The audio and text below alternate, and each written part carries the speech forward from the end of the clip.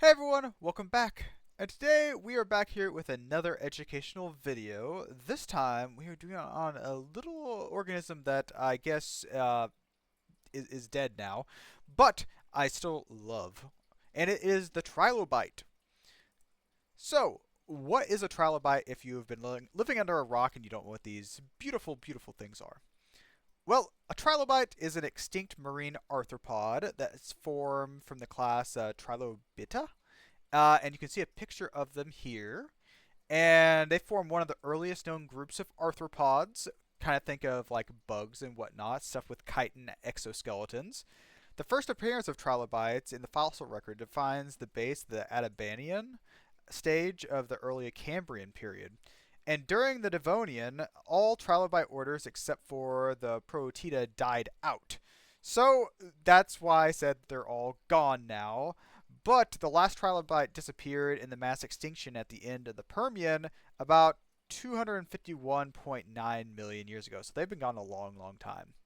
And trilobites were among the most successful of all early animals, existing in oceans for almost 270 million years, with over 22,000 species having been described. So they were very successful, they lived a long time ago, and there were a lot of them.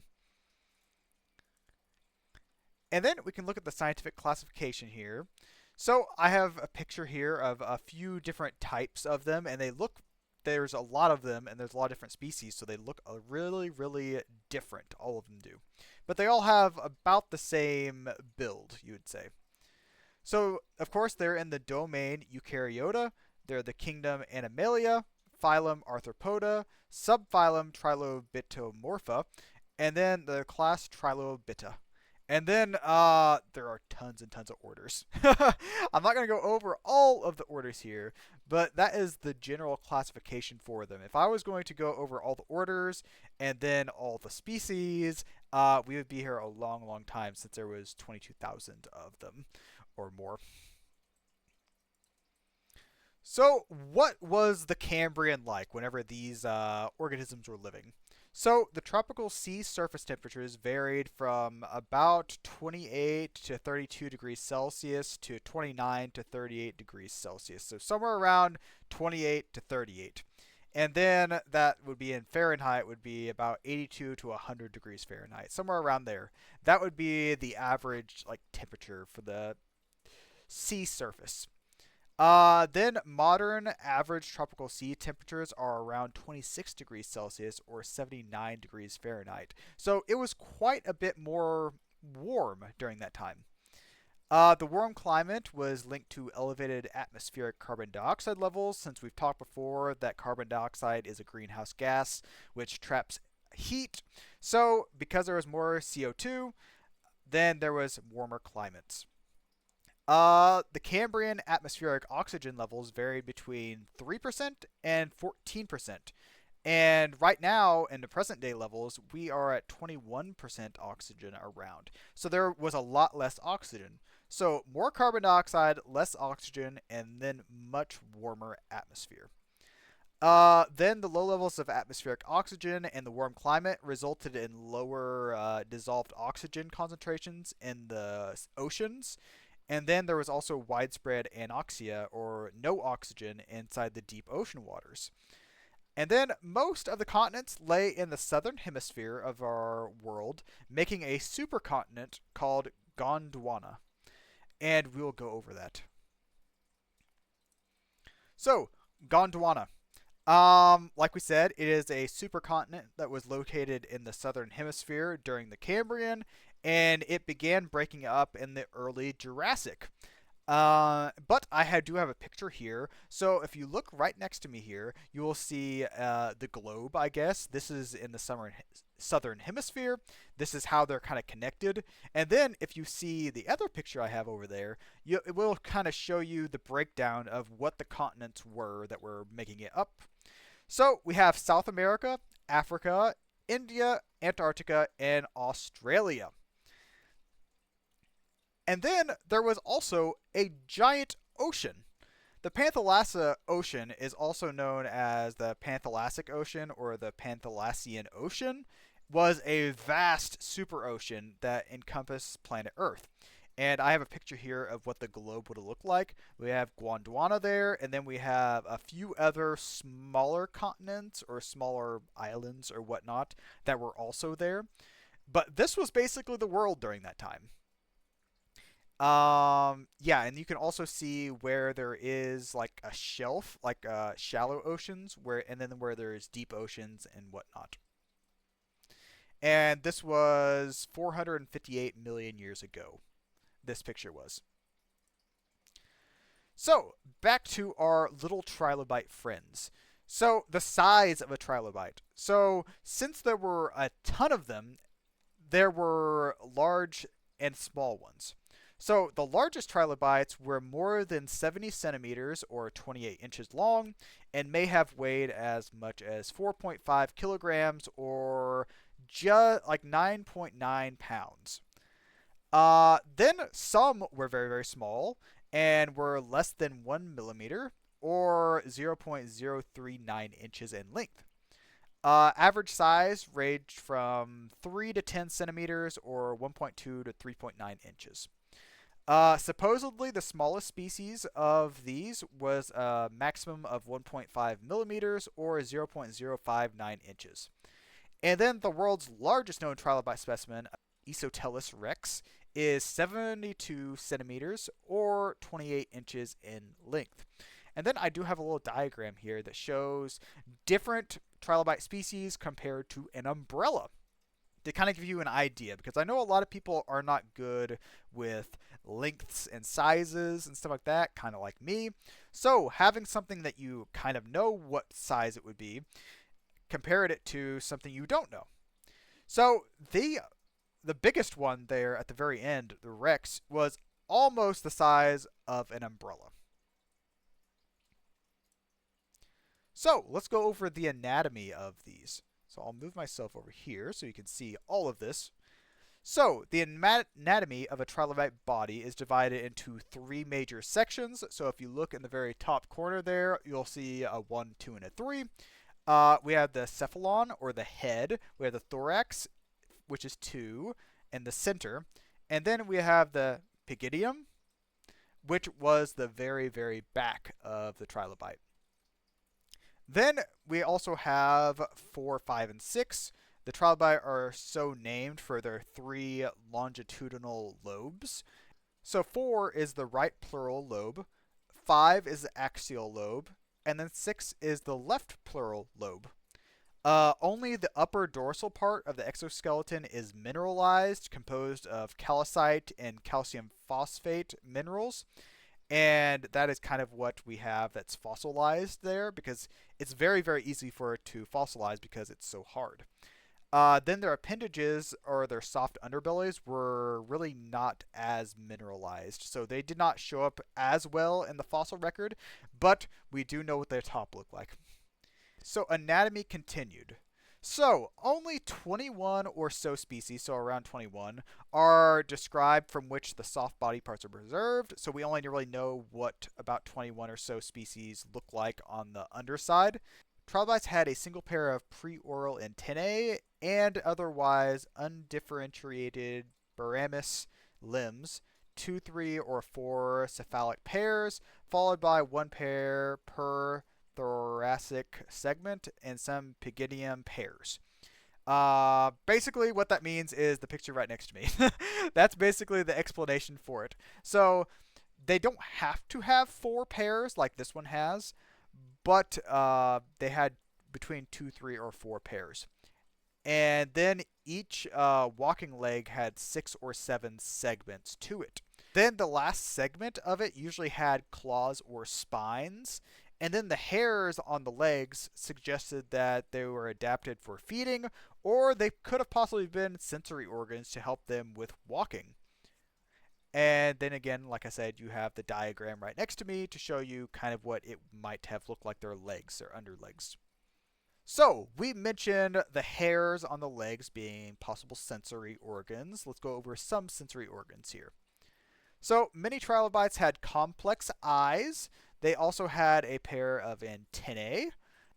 And some trilobites were blind, possibly living too deep in the sea for light to reach them. The antennae were highly flexible, allowing them to retract when the trilobite was enrolled, so they could enroll, kind of like you might think of like a roly-poly or something like that, a pill bug.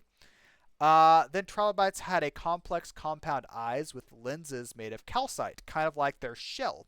Calcite being either calcium bicarbonate or you could think of CaCO3 or calcium carbonate. Yeah.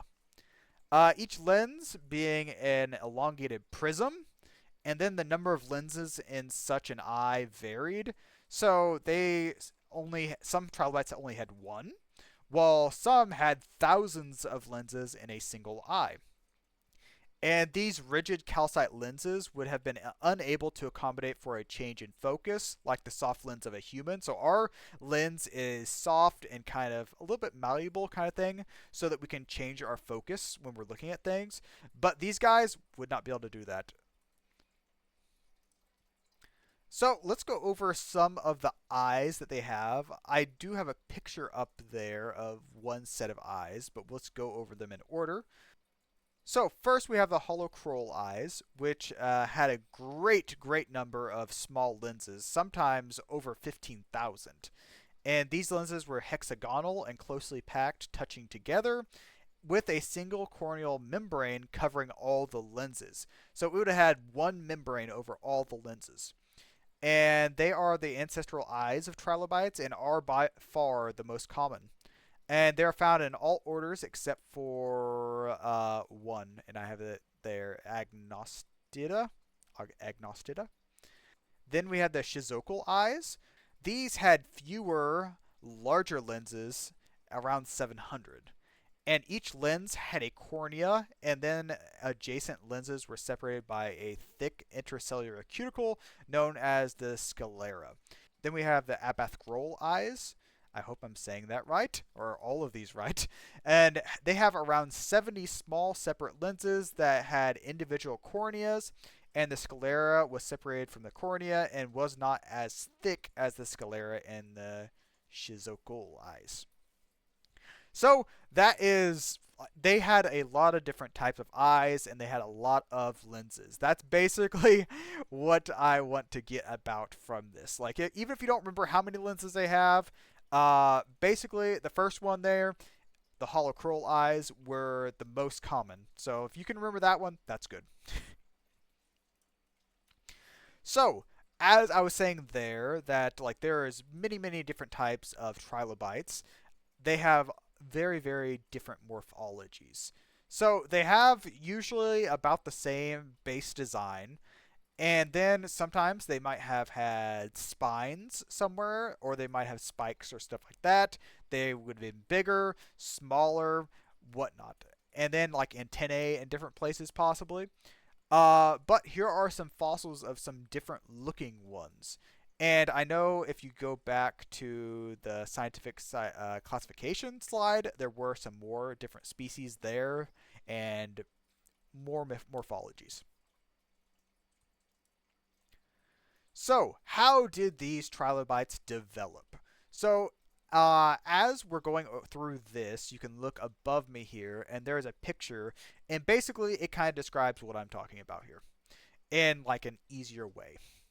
So trilobites grew through successive molt stages called instars, in which existing segments increased in size, and then the new trunk segments grew during anamorphic phase of development. So basically, existing segments would grow bigger. Okay, so they start out A up there with the head, the cephalon. It would grow bigger, and then it would grow a new trunk segment, B. And then each stage after that would grow basically a new segment, and then the head would grow, and then uh, each existing segment would grow larger. So, followed by the epimorphic developmental phase, in which the animal continued to grow and molt, but no new trunk segments were expressed in the exoskeleton. So, after they get done with the first anamorphic phase, they go to the epimorphic developmental phase. And this is one where basically they do not grow any new segments, but they'll still continue to grow bigger. This is similar to living arthropods and has led to the belief that trilobites multiplied sexually and produced eggs. And some species may have kept eggs or larvae in a brood pouch on the underside of them. So now we'll go over the developmental stages a little bit more in depth. So you can look above me here. You can see the head, thorax, and back of the trilobite. So we have the protospid stage, which is the earliest and most embryonic trilobite growth stage, and a transverse furrow separates the head from the bottom. So basically, this is the first trunk that gets added to the thorax. So basically, the head and back are separated by one stage. Then we have the merispid stage, which is marked by the appearance of an articulation between the head and the fused trunk, and segments are generally added one per molt, with a number of stages equal to the number of thoracic segments.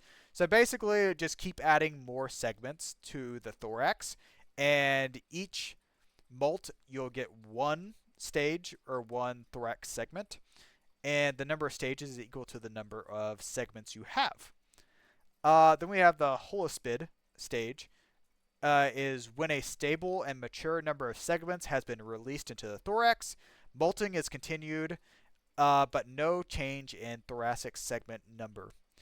Then some trilobites are suggested to have continued molting and growing throughout the life of the individual, but at a slower rate when reaching maturity. So basically, the first one, the protocid phase, is basically the first segment is whenever the cephalon and the back separate. Then the merispid phase is basically just keep adding segments. And then the holospid stage is whenever it has enough segments and it just continues to grow bigger and not add any more segments. So, since we are talking about molting and adding segments and stuff like that, let's go ahead and look a little bit deeper into molting. So, molting allows growth, but also occasionally repairs injuries of the old exoskeleton. So, I have a picture here of it's actually a trilobite that was mid-molt whenever it died and got fossilized. But one thing I do want to especially talk about is the repairing injuries. So there's some organisms that whenever they molt, they will grow think of a crab, okay? I'm pretty sure crabs, whenever they molt, they can grow back a pincer or something like that, or repair an injury to them. So trilobites, whenever they would molt or something like that, it could occasionally repair stuff to them, possibly, kind of like others. But for a short time after molting, the new exoskeleton is too soft for protection against predators. So this is the same for about any organism that molts. Whenever you molt, your new shell is going to be very, very soft and squishy, and if something were to attack you at this time, you'd probably die. In order to complete the molting process, trilobites needed only to anchor their tails on the surrounding seafloor, and then they would flex their bodies and then pop out through the easily detachable sutures on either side of their head. Then they molted one piece at a time instead of all at once. There was no evidence that trilobites reabsorbed their exoskeleton during molting, and it took substantially longer to reconstruct their exoskeletons, making them more vulnerable to predators. So they molted one piece at a time. So they would take off their head first, take off maybe a couple of their segments or something like that, molted them, and each time they would do that, they would have to harden. Their shell would have to harden again. So there would be weaknesses basically in them, not all the time, but whenever they, especially when they're molting, so they would molt their head first, and then it's oh, I have to watch out for something that might attack my head, and then they might molt their back, and then it's oh, my back is now weak, and then oh, my thorax is kind of weak because a couple of these segments molted too. So that's one major thing that was kind of bad about the trilobites. A lot of organisms now usually molt their whole body at one time. So then like all of them is kind of weak at the same time, but then they don't have long periods of like, oh, molting one piece at a time. And then since they didn't reabsorb their exoskeleton during molting, they kind of lost all the uh, material that they were doing. Because if they would have ate their molt, they would have the material to help themselves build their shell again. But yeah. So, ecological niches. So, these trilobites, since they were so diverse, they really filled a lot of ecological niches or like areas. Like, let's go over some. Some moved over the seabeds as predators, some were scavengers, others were filter feeders, and some swam feeding on plankton. Then there were some that even crawled onto land. Most of the lifestyles expected of modern marine arthropods are also seen in trilobites, with the possible exception of parasitism. So they have a lot of different lifestyles, but we have not seen parasitism or like living on a species. Like think of like a leech or something like that. Some trilobites have even been thought to have evolved a symbiotic relationship with sulfur-eating bacteria from which they derive their food. So think back to whenever we did the whale fall ecosystems and then also the hydrothermal vent ecosystems. So these ecosystems had the symbiotic relationship with sulfur-eating bacteria because they are around these areas. So think of it kind of like that. And of course, we talked about like the ecological niches. So what they exactly ate. So some would have been predators, and they might have used their legs to crush prey before eating it. The prey that you probably ate was probably organisms that had a shell. So they would like take the prey between their body and their legs, and then they would crush it up against themselves. Some, like we said, would filter feed, eating plankton or other invertebrates. Then others would scavenge whatever they could find on the ocean floor. So if they might have found a dead whatever might have been there during the Cambrian, they would have just basically ate whatever they found. Then they could have also filter feeded food particles from the water. Uh, they could have ate bivalves, kind of clams, like I talked about, crushing them with their shell, and then eating starfish. So there are quite a few other stuff they could have eaten. But that is all I have for the trilobites. I know it seems like this was a little bit shorter. It actually was not. It didn't look like it.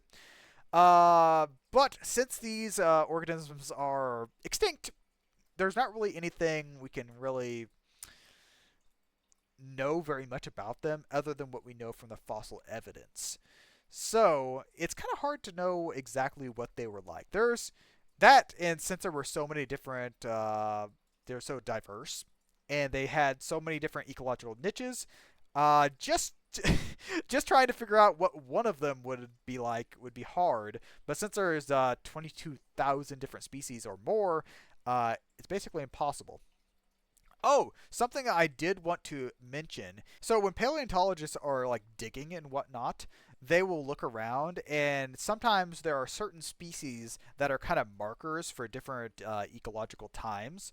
So trilobites are basically when they find a trilobite fossil, they know that they're in like the Cambrian period, because there were so many different trilobites during this time that when they hit that, they're like, oh, this is the Cambrian. This is this time period. So they are very useful for finding out like what time period a fossil is from. I also looked at. I was going to do originally. I was going to do a pre-Cambrian, like Cambrian explosion video, which that still might happen. But instead, I decided to do the trilobite because the trilobite itself could, as you can see, be its own video. So I thought, hey, I'll do the trilobite first, and then whenever I do the pre-Cambrian, the Cambrian explosion video, then I could be like, hey, I also have a video for trilobites. It was also neat. I liked looking at Gondwana, the supercontinent. So this is one that like I know a lot of people know more about Pangea. But this is also another one of the supercontinents. It's pretty cool. And then I also did not really think about the ocean, the Panthalassian Ocean. So that was pretty cool to learn about there. What else do we have? The size. I didn't know that trilobites really came in that many different sizes. That was interesting for me to see because, like, I have seen. I don't think I've seen a trilobite fossil that's as big as the Rex fossil there. I didn't know they got that big. That and I didn't know they like had that different morphology. The anatomy really they're not really that complex. I mean, they kind of remind me of horseshoe crab. Like a horseshoe crab kind of looks like them a little bit. Um, I thought the eyes were kind of cool, okay? I thought it was kind of cool because, like, the picture there, okay? You can see each individual lens and the cornea that goes over them, so that's pretty cool. I couldn't really find any other pictures of the other eyes, but I could find that one. Let's see what else we have. If I can go over anything else. No, I think that's basically it. But yeah, I hope you enjoyed. Trilobites are one of those that like they're probably one of my favorite fossils. They're like very well known. I don't think I actually have a trilobite fossil. I think I have a ammonite fossil. I think I have one of those. But yeah, anyways, I hope you enjoyed this trilobite video. I'll try to have something else for you next month. I don't think it's going to be the Cambrian explosion video. I think I have other things I want to try to do. Because Cambrian explosion might be a longer video that I have to do a little bit more studying on, a little bit more research. Uh, so that one will be pushed off for a little while. I don't know when. But I have some other ideas. I had some other ideas that I'm going to like, okay? Because I want to do one on volcanoes, okay? I think volcanoes would be a pretty good video that I could do a lot on. I think doing a shark video or even a tree video because, spoiler alert, sharks are older than trees. I want to be able to like use that in a video. Let me see. Like I said, there's a lot of videos I have in mind. So, like I said, every month I'm going to try. I'm trying my best to find new and exciting stuff to talk about that I am interested in, that possibly you guys might be interested in. So, that's all I have for you. I will see you guys next month with our next educational video. So, bye bye.